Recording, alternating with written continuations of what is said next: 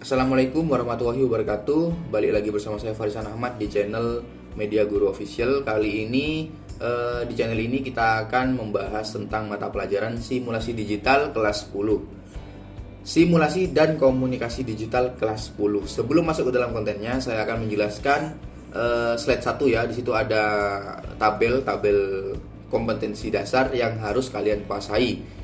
Di sini ada 14 poin ya 3.1 terus sampai 3.14. Nah, di sini kita akan membagi dua. Kelas 10 separuh yang di atas, kelas 11 separuh yang di bawah ya. Jadi hari ini kita akan mempelajari tentang kompetensi dasar 3.1, memahami logika dan algoritma komputer. Nah, di sebelahnya 4.1 kita abaikan dulu karena itu berhubungan dengan praktek ya. Oke, lanjut saja ke dalam kontennya. Nah, di sini saya memiliki gambar. Ini akan memancing kalian untuk berpikir kira-kira apa yang saya ingin sampaikan kepada kalian. Ini kok ada gambar orang pegang ATM ya, terus ini pegang uang ya. Algoritma dalam kehidupan, saya jelaskan sedikit. Di sini gambar pertama dia ada seorang laki-laki membawa kartu ATM. Nah, ini keinginan dia, masalah dia ingin menarik uang tunai di mesin ATM ya. Nah, jadi ini langkah-langkahnya yang harus dia lakukan, membawa kartu ATM. Gambar kedua, dia mengingat kuncinya. Gambar ketiga, dia memasukkan kartunya ke dalam mesin ATM. Nah, gambar keempat, dia menekan tombol PIN. Dia baru bisa menarik uang keluar dari mesin ATM. Nah, misi terselesaikan. Nah, seperti itu. Ini ada hubungannya dengan slide selanjutnya ya. Ini disimpan dulu dalam otak karena kita akan lanjut ke slide kedua. Sejarah algoritma. Masih belum ada masih belum terbayang ya apa itu algoritma, apa gambar tadi. Nah, kita simpan gambar tadi, kita fokus saja di sini. Asal kata algoritma berasal dari nama Abu Ja'far. Nah, ini kalian baca ya, ini susah namanya. Ilmuwan Persia yang menulis kitab Al-Jab sekitar tahun 825 Masehi. Nah, oke. Ini sejarah singkat ya, perlu kalian ketahui. Sejarah algoritma. Kalian masih bingung ya apa itu algoritma. Oke, lanjut ke slide selanjutnya. Nah, ini adalah pengertian dari algoritma biar kalian tidak bingung. Definisi algoritma urutan langkah-langkah. Algoritma itu adalah urutan langkah-langkah untuk memecahkan masalah, urutan logis pengambilan keputusan untuk memecahkan masalah. Nah, di sini bisa dibaca urutan langkah logis, berarti algoritma harus mengikuti suatu urutan tertentu, tidak boleh berlompat-lompat. Alur pemikiran dalam penyelesaian suatu pekerjaan yang dituangkan secara tertulis itu ya. Alur pikiran tertulis. Jadi, algoritma itu adalah sebuah langkah-langkah yang harus kita kerjakan untuk memecahkan sebuah masalah. Contoh seperti tadi, gambar yang tadi, seorang laki-laki ini memiliki masalah, dia ingin menarik uang di mesin ATM. Nah, itu ya. Jadi langkah-langkahnya untuk menarik uang itu seperti tadi. Maksud dan tujuannya adalah agar dapat memecahkan masalah, seseorang harus bisa melakukan step by step sehingga masalah itu terpecahkan, langkah demi langkah sehingga masalah itu terpecahkan. Nah, seperti itu. Itu adalah gambaran algoritma secara garis besar seperti itu. Lanjut ke slide ketiga ya. Di sini ada gambar sama seperti tadi. Di sini adalah gambar pembuatan kue ya. Jadi algoritma itu ternyata tidak hanya ada di dalam dunia digital, ternyata juga ada dalam kehidupan sehari-hari. Ini akan memudahkan kita dalam memecahkan suatu permasalahan. Nah, seperti itu. Permasalahan ide. Jadi ide dan permasalahan ini mirip-mirip ya. Jadi kalau ide itu seperti ini, ide membuat kue ya. Permasalahannya bagaimana membuat kue, apa saja yang harus saya siapkan, seperti itu ya. Di sini gambarnya tidak perlu saya jelaskan karena saya juga tidak bisa bikin kue, tapi ini adalah garis besar cara pembuatan kue di sini ya. Kalian bisa membayangkan seperti apa pembuatan kue itu sendiri. Lanjut di slide selanjutnya, definisi algoritma. Ini adalah pengertian kedua ya. Tadi kan pengertian ke-1, ini adalah pengertian secara garis besar yang nomor 2 ya. Dalam bidang komputer, algoritma sangat diperlukan dalam menyelesaikan berbagai masalah pemrograman, terutama dalam komputasi numeris. Tanpa algoritma yang dirancang, baik maka proses pemrograman akan menjadi salah, rusak atau lambat dan tidak efisien. Nah, bisa kalian baca sendiri ya. Kalau terlalu cepat bisa kalian lambatkan atau kalian pause terus kalian baca. Algoritma dibutuhkan untuk memerintah komputer mengambil langkah-langkah tertentu untuk menyelesaikan masalah. Algoritma, pemrograman menjadi program. Agar algoritma dapat memerintah di proses komputer, maka dirubah menjadi bentuk program melalui proses pemrograman. Nah, ini adalah garis besar apa itu algoritma dalam dunia digital ya. Algoritma berhubungan dengan pemrograman yang akan berhubungan dengan program, seperti itu. Lanjut, sifat-sifat algoritma, aspek penting algoritma. Ini bisa kalian baca sendiri, kalian pause, kalian baca ya. Lanjut ke slide berikutnya, ini ada peranan algoritma. Peranan algoritma fundamental, ini fundamental tulisannya ya. Tidak ada algoritma, tidak ada program. Jadi tanpa algoritma, program dalam komputer itu tidak akan berjalan. Seperti ini. Di sini adalah contoh prosedur ketika akan mengirimkan surat kepada teman ya. Nah, ini contoh prosedur atau algoritma ya. Dia akan berkesinambungan ya. Jadi kita tidak bisa melompat langsung ke poin 4. Kita harus melewati poin 1 terus sampai poin 7 ya. Jadi kita tidak bisa meloncati poin-poin sebelumnya. Tidak bisa dilakukan karena algoritma itu adalah langkah-langkah yang harus kita kerjakan satu persatu. Apabila terloncati maka tidak akan berhasil pemecahan masalah, seperti itu. Bisa kalian tulis ya, bisa kalian baca ya. Nomor 1 tulis surat, nomor 2 ambil amplop, nomor 3 masukkan ke dalam amplop, tutup amplop, tulis alamat, sampai sampai membawa surat ke kantor pos. Nah, ini adalah misinya, mengirim surat kepada teman ya. Jadi langkah-langkah yang harus kita kerjakan, prosedurnya adalah 1 sampai 7. Sudah ada bayangan seperti apa itu algoritma ya. Penulisan algoritma menggunakan bahasa natural, bahasa manusia. Ini gini. Algoritma itu bisa ditulis dengan berbagai macam bahasa ya, dengan macam teknik. Di sini yang pertama menggunakan bahasa natural, bahasa manusia. Kelemahannya masih sering membingungkan, ambigu, sulit dipahami. Contoh penulisan itu dengan bahasa manusia itu adalah seperti tadi, penulisan surat ya, itu dengan bahasa manusia karena kita membaca ya. Kelemahannya sering membingungkan karena terlalu banyak tulisan, mungkin ya, ambigu, tidak jelas, sulit dipahami, seperti itu. Lanjut di yang poin kedua, menggunakan flowchart. Flowchart ini adalah bagan ya, gambar, bisa kita gambar yang berkombinasi dengan tulisan. Baik karena alur algoritma dapat dilihat secara visual, tetapi repot pembuatannya jika algoritma panjang. Nah, cuman kalau pakai gambar, kalau panjang itu akan merepotkan kita ya, karena kalau gambar pasti butuh space yang lebih banyak. Menggunakan pseudo kode, gimana bacanya? Pseudo kode. Nah, di sini ada penjelasan sudah dekat dengan bahasa pemrograman tapi sulit dimengerti oleh orang yang belum tahu pemrograman ya, seperti itu ya. Jadi ini saya sebut saja dia adalah sejenis bahasa pemrograman dalam komputer ya. Cuman dia akan sulit dibaca bagi orang awam yang tidak paham tentang pemrograman, seperti itu.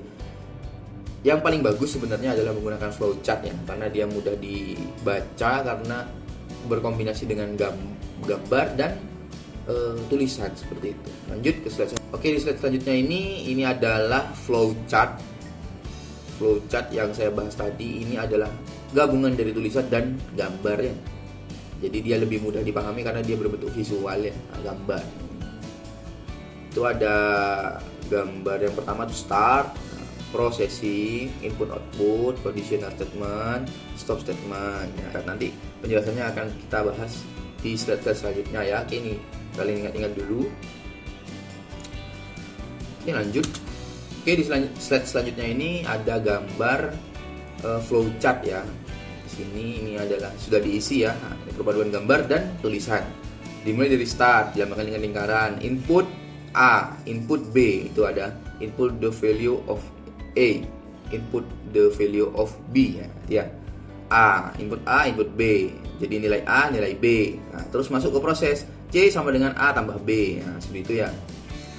Jadi untuk mendapatkan C, A harus ditambah dengan B, baru muncullah hasil display the value of C. Nah, ini ya, C hasilnya adalah C, A tambah B hasilnya C, di stop. Nah, seperti itu.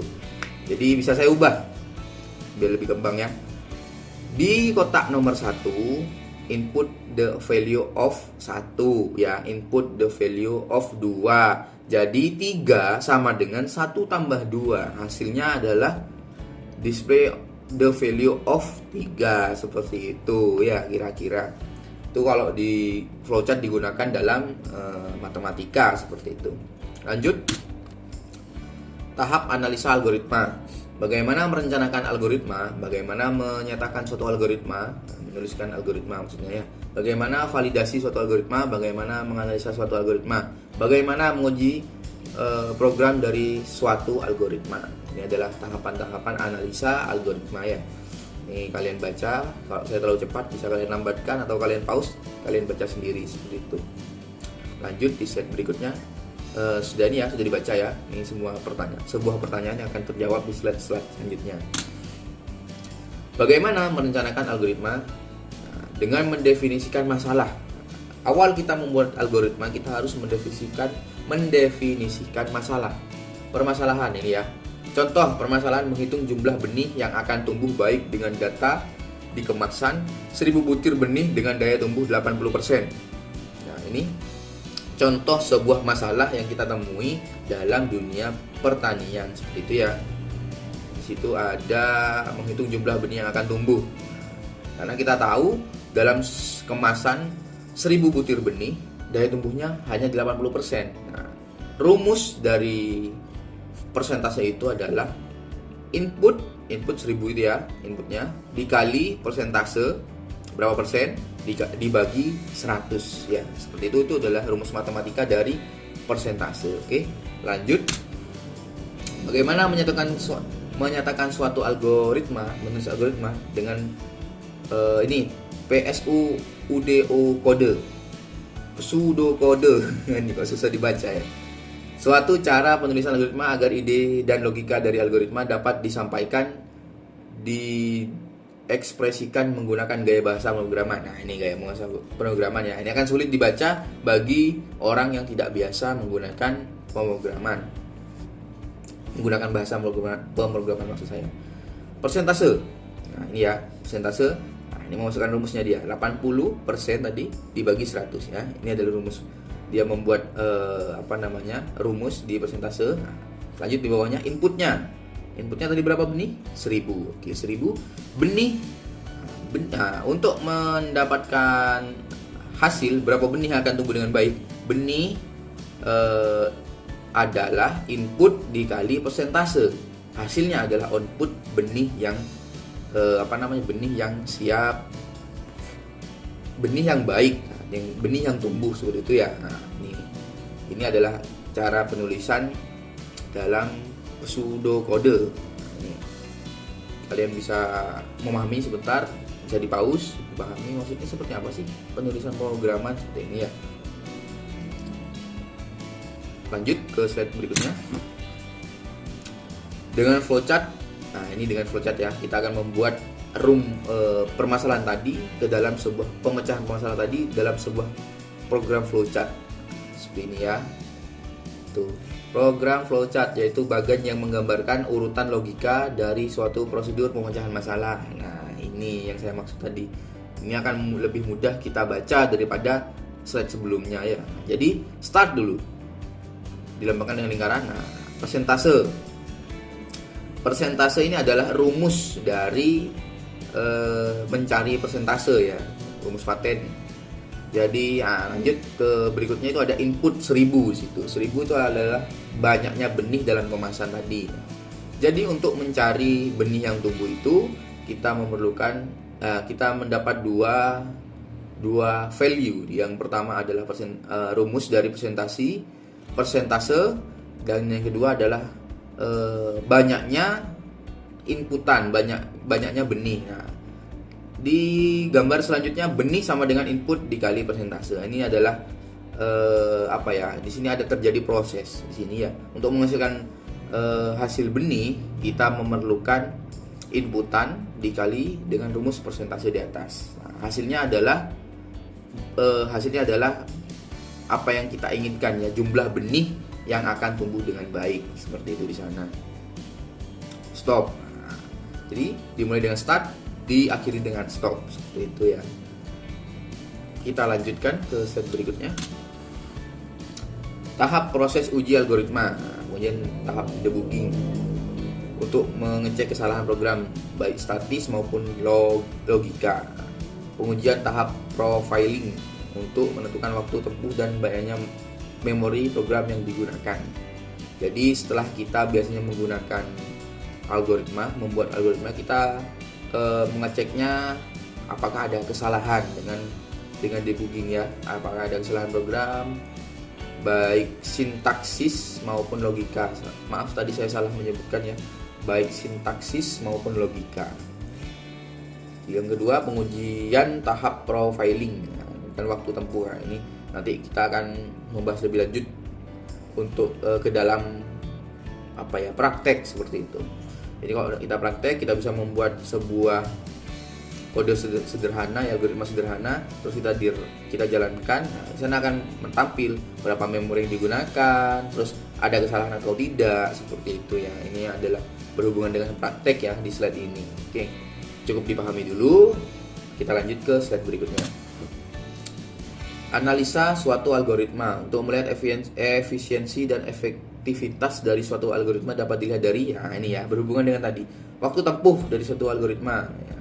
Jumlah memori yang digunakan, dibaca kalian ya. Kalau ada pertanyaan nanti bisa ditanyakan, kita berdiskusi ya di web e-learning sekolah. Lanjut. Nah, di sini langkah-langkah yang membentuk suatu algoritma dapat dibagi menjadi 3 kelompok proses. Dapat dibagi menjadi 3 kelompok proses ya. Ini bisa dibaca. Di pause terus dibaca.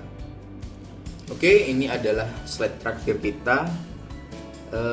Saya harap apa yang saya sampaikan bisa kalian cerna ya. Kalau ada pertanyaan bisa kalian tuliskan di kolom komentar atau di diskusi di web, seperti itu.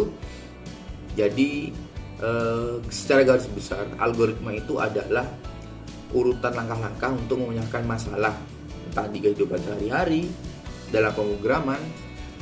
Semua pasti membutuhkan algoritma, membutuhkan langkah-langkah untuk memecahkan sebuah masalah.